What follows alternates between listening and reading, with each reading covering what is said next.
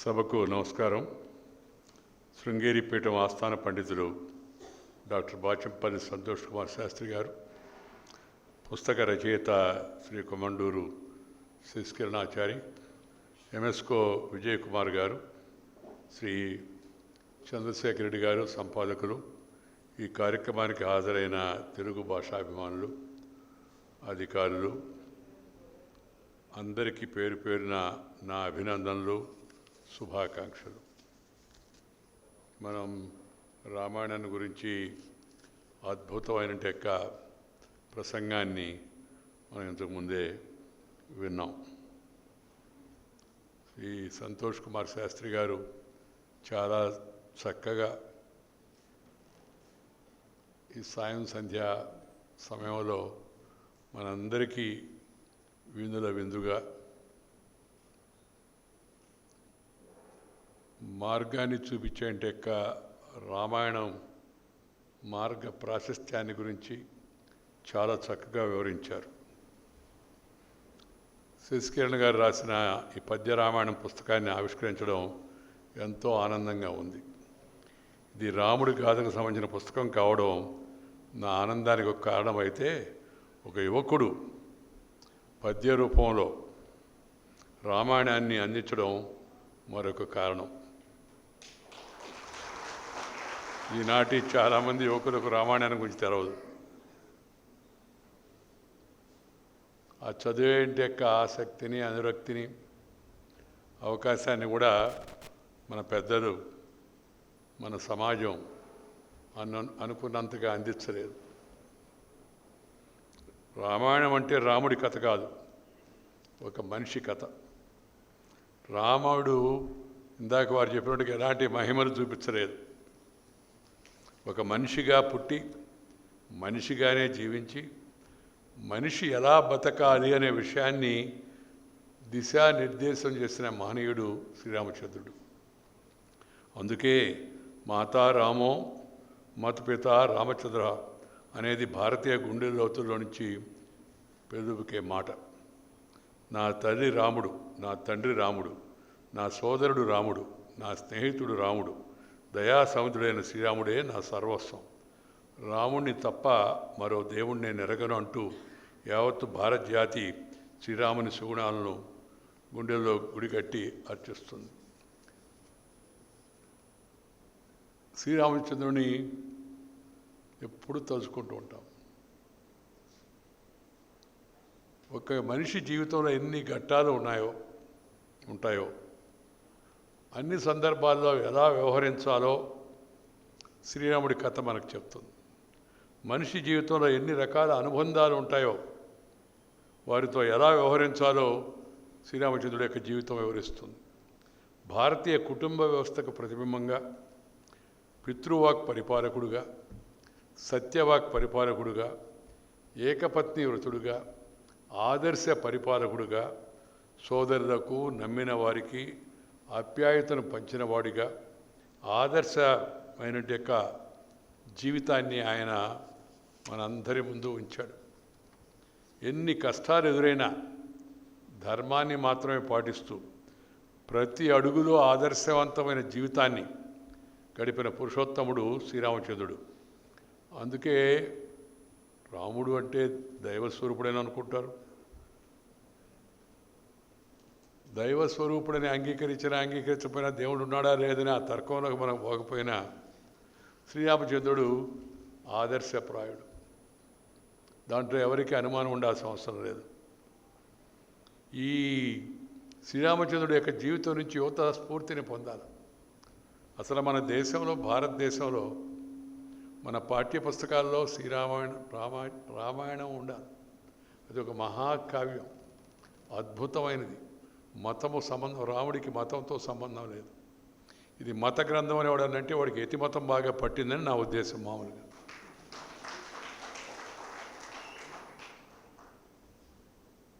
రామాయణం, భారతం, భాగవతం ఇలాంటివన్నీ వయసు మళ్ళిన వాళ్ళు చదువుతారు అని ఒక దురభిప్రాయం ప్రజల్లో ఉంది. ఇది తొలగిపోవాల్సిన అవసరం ఎంతైనా ఉంది. శ్రీరాముడి గురించి యుక్త వయసులో ఉన్నప్పుడు తెలుసుకోకపోతే తర్వాత తెలుసుకొని ప్రయోజనం ఏంటి? ఇది మనందరం ఆలోచించాల్సి ఉంది. తెలుసుకోవడం కూడా సరైన మార్గంలో సరైన వారి ద్వారా తెలుసుకోవాలి. ఇతిహాస పురాణాభ్యాం వేదం సోంప బ్రహ్మయే భీమత్యర్య శృతదేవద్వో మోమయం ప్రహరిస్మృతి. వేద విజ్ఞాన రహస్యముల అవగాహన కోసం లోతైన అధ్యయనం ఎంతో అవసరం. ఇది పెద్ద కష్టం కూడా కాదు. రామాయణం చదవడం అత్యంత సులభంగా మనకి చదువుతూ ఉంటే మరింత ఆసక్తిగా మనకి కనిపిస్తుంది. అయితే రాయాలంటే మాత్రం పరిపక్వత ఉండాలి. చదవాలంటే పరిపక్వత అవసరం లేదు. మానసిక పరిపక్వత ఉండాలి. భాష మీదే పట్టే కాదు, మానసికమైన పరిపక్వత ఉండాలి. రామాయణం రాయని వారు కవులు కారు అనే లోకోక్తి ఉన్నప్పటికీ చాలామంది 5 పదులు దాటే వరకు రామాయణం జోలికి పోరు. కానీ శ్రీ శశికిరణ్ మాత్రం 3 పదుల వయసులోనే మొదలుపెట్టి 4 పదులకే దీన్ని పూర్తి చేయడం చాలా అభినందనీయం. గణ యతి వ్యాకరణ నియమాలు పాటిస్తూ పూర్తిగా ఛందోబద్ధమైన సాహిత్య లక్షణాలు పాటిస్తూ ప్రజల వాడుక భాషలో రామాయణ మహాకావ్యం రాసి శ్రీ శశికిరణ్ చేసిన ఈ ప్రయత్నం ఎంతోమందికి పద్య రచన దిశగా ప్రేరణ ఇస్తుందని నేను భావిస్తున్నాను. మొదట పద్య రామాయణం అనగానే ఈ తరం వాళ్ళకి అర్థమవుతుందా అనే ప్రశ్న ఉదయిస్తుంది. ఈ పుస్తకంలో 80% పైగా పద్యాలు అరతి పదాలతో రూపుదిద్దుకున్నాయి. ఇందాక శాస్త్రి గారు చదివి వినిపించారు కదా మనకి. వారు చదువుతుంటేనే మనకు అర్థమవుతుంది. ఇది తెలుగు సాహిత్యంలో ఒక ఆహ్వానింపదగిన పరిణామం. ఎంత తేలిక పదాలతో ఈ పద్య రచన చేయడం.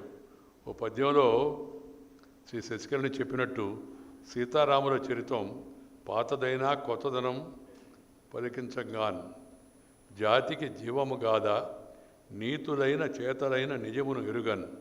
రామాయణం అనేది భారతీయ జీవన విధానం. గతం కావచ్చు, వర్తమానం కావచ్చు, భవిష్యత్తు కావచ్చు, మనకు మార్గదర్శనం చేసే గొప్ప కావ్యం, మహాకావ్యం. అది నాయకత్వ లక్షణాలు, నిర్వహణ చాతుర్యము, సుపరిపాలన, వనరులను సరైన విధంగా ఉపయోగించుకునే సామర్థ్యం, వ్యాపార సంబంధాలను వ్యూహాత్మక పరిచయాలను పెంపొందించుకోవడం వంటి విజయానికి అవసరమైన వృత్తిపరమైన కీలక నైపుణ్యాలను కూడా శ్రీరాముడి జీవితం మనకు బోధిస్తుంది. శ్రీరాముడు ఇతరుల కోసం జీవించాడు. తన తండ్రి కోసం, తన గురువుల కోసం, తన స్నేహితుల కోసం, తన అనుచరుల కోసం జీవించాడు. ఒక్క మాటలో చెప్పాలంటే తన కోసం కాకుండా ఎల్లవేళలా సమాజం కోసమే శ్రీరామచంద్రుడు జీవించాడు. ఆయన జీవితం నిస్వార్థమైంది.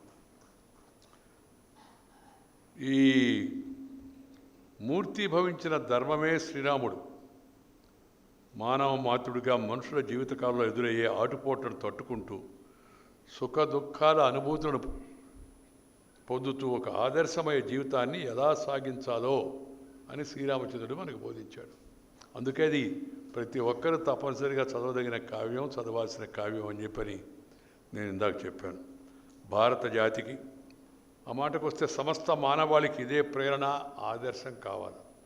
భారత రాజ్యాంగ నిర్మాత డాక్టర్ బాబాసాహెబ్ అంబేద్కర్ సైతం రాజ్యాంగ మూలప్రతిలో లక్ష్మణ సహిత సీతారాముల చిత్రానికి స్థానం కల్పించారు. భారతీయులకు రామాయణం, శ్రీరాముడి పట్ల ఉన్న గౌరవభావానికి ఇది ఒక మచ్చు తొనక మాత్రమే. రామాయణంలో రాముడు ఎక్కడా తనకున్న దైవశక్తిని వినియోగించుకోలేదు. సాధారణ మానవుడిలాగా తన కాళ్ళ మీద తాను నిలబడ్డాడు. కష్టాలను ఎదుర్కొన్నాడు. ఎలా ఎదుర్కోవాలో చూపించాడు. తన భుజబలాన్ని, తన బుద్ధి బలాన్ని, నేర్చుకున్న విజ్ఞాన బలాన్ని నమ్ముకున్నాడు. గురువులను గౌరవించాడు. అత్యంత ఇబ్బందికర పరిస్థితుల్లోనూ ధర్మాన్ని పాటిస్తూ ఆదర్శంగా నిలవడమే లక్ష్యంగా భావించాడు. ప్రకృతితో కలిసి జీవించే విషయంలో కూడా శ్రీరాముడు మనకు ప్రేరణ. అరణ్యవాసంలో సీతా లక్ష్మణ సమేతంగా అడవిలో ఉంటూ ప్రకృతితో కలిసి ఎలా జీవించవచ్చో చూపించాడు. మనం కూడా శ్రీరాముని స్ఫూర్తితో ప్రకృతితో మమేకమై జీవించడాన్ని మన జీవితంలో ఒక భాగం చేసుకోవాలి. ప్రకృతిని మనం రక్షిస్తే ప్రకృతి మనల్ని రక్షిస్తుంది. మనం ప్రకృతితో ఆటలాడుకుంటున్నాం, నిర్లక్ష్యం చేస్తున్నాం. అందువల్ల ప్రకృతి తన ప్రకోపాన్ని మన మీద చూపిస్తూ ఉంది. దాన్ని వివరించి నేను చెప్పాల్సిన అవసరం లేదు. తనకు సహాయం చేసిన వారికి కృతజ్ఞత తెలపడంలో కూడా శ్రీరామచంద్రుడు చూపిన బాట మనకి నిత్యం అనుసరణీయం.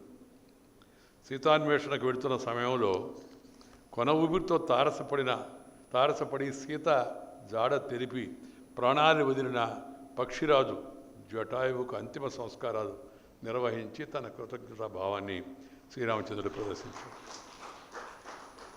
సమస్త జీవకోటి పట్ల సమభావన కలిగి ఉండాలన్న శ్రీరాముడి విశాల హృదయాన్ని మనం అవగతం చేసుకోవాలి.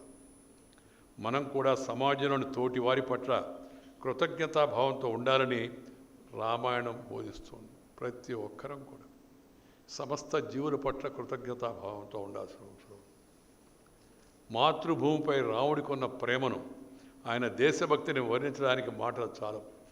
రావణ వధ తర్వాత అయోధ్యకు బయలుదేరే సమయంలో లక్ష్మణుడు రామతో లంకలోనే ఉండిపోదాం అన్నప్పుడు శ్రీరాముడు జననీ జన్మభూమిశ్చ స్వర్గాదపి గరీపి అంటూ తన మనసును ఆవిష్కరించాడు.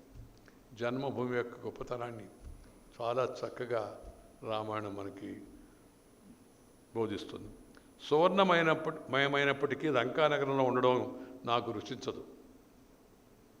జన్మభూమిని మించిన స్వర్గం మరొకటి ఉండదంటూ మాతృభూమి విశిష్టతను శ్రీరాముడు తెలియజెప్పాడు.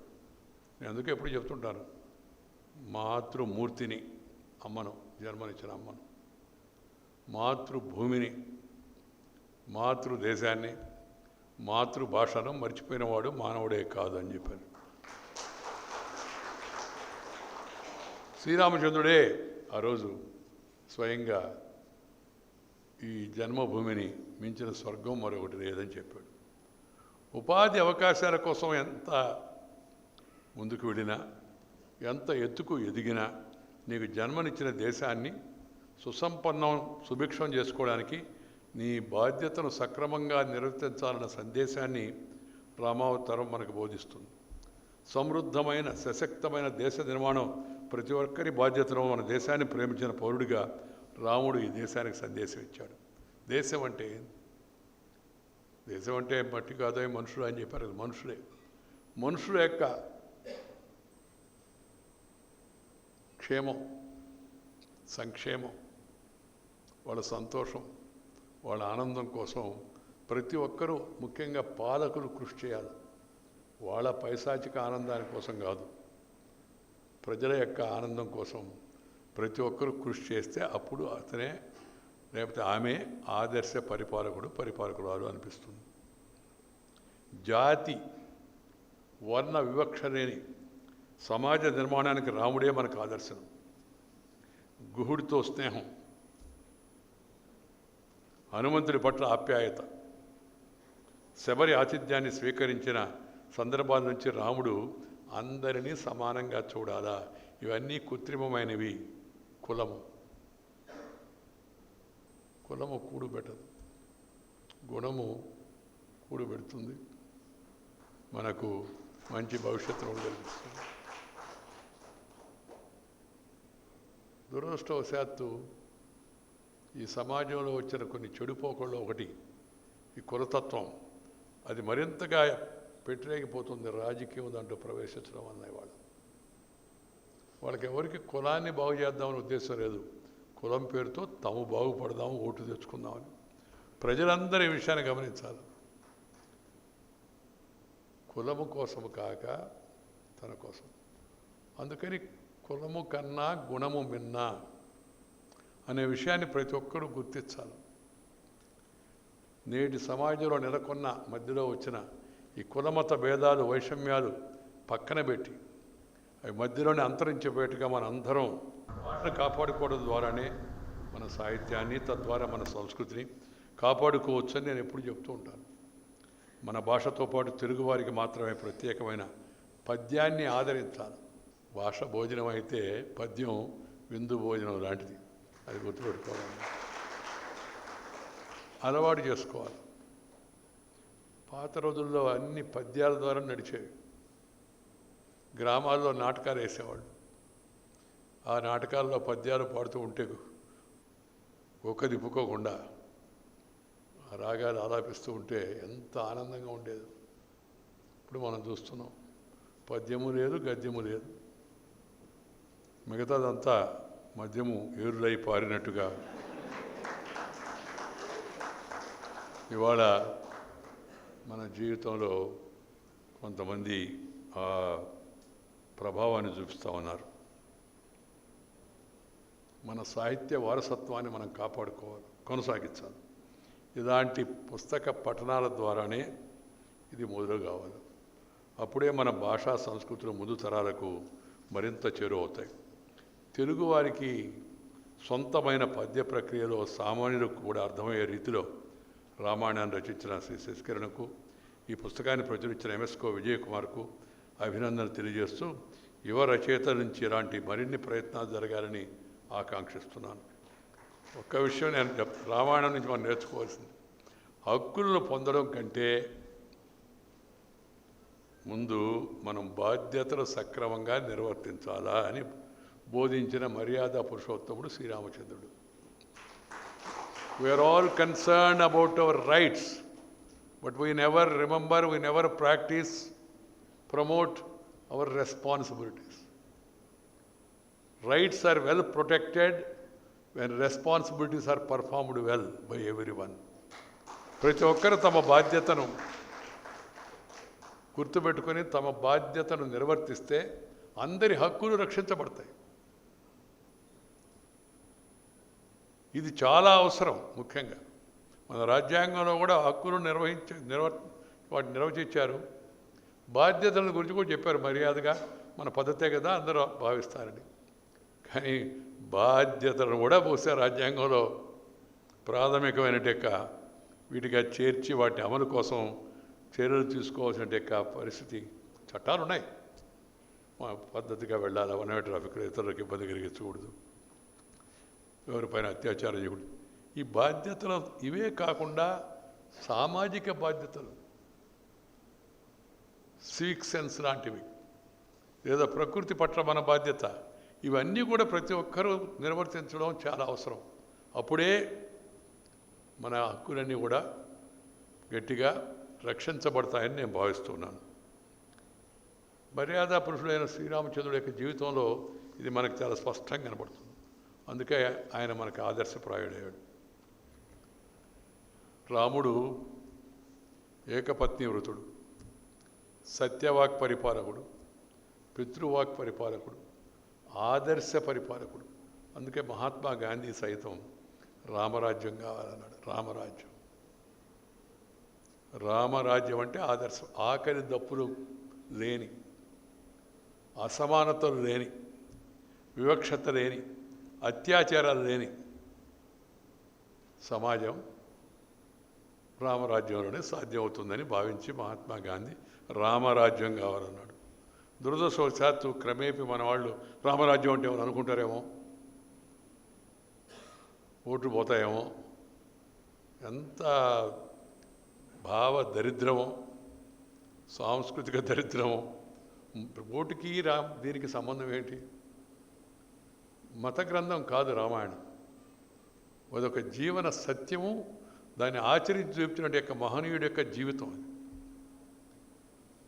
అందుకని ప్రతి ఒక్కరూ చదవాలి. అందుకే నేను చెప్పాను, ఇప్పుడు రాజ్యాంగ పద్ధతిలో ఉండి కూడా రామాయణ మహాకావ్యాన్ని పద్యంగా మన యొక్క పాఠ్యక్రమంగా చేయడం చాలా అవసరం. ఇప్పుడు మళ్ళా అందరూ చదువుకున్నట్టుగా చూడాల్సిన అవసరం ఎంతో ఉంది.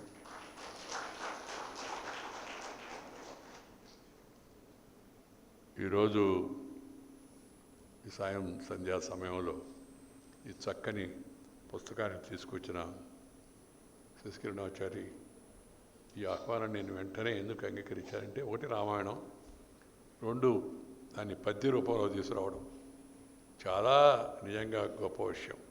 అందుకే నేను దాన్ని కార్యక్రమం చిన్నదైనా ఉద్దేశం చాలా పెద్దది కాబట్టి దాన్ని వెంటనే అంగీకరించడం జరిగింది.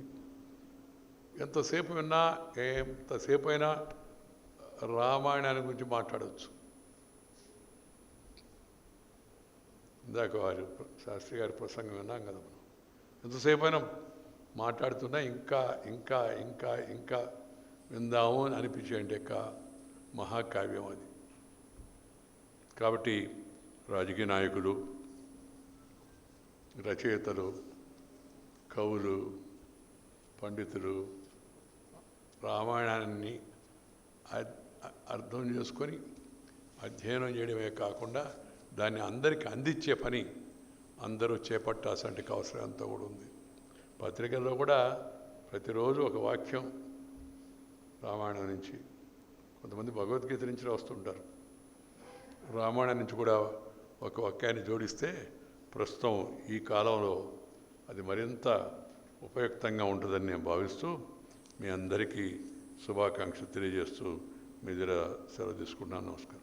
Subscribe Social Post. Please subscribe to Social Post. Please subscribe to Social Post. Please subscribe Social Post.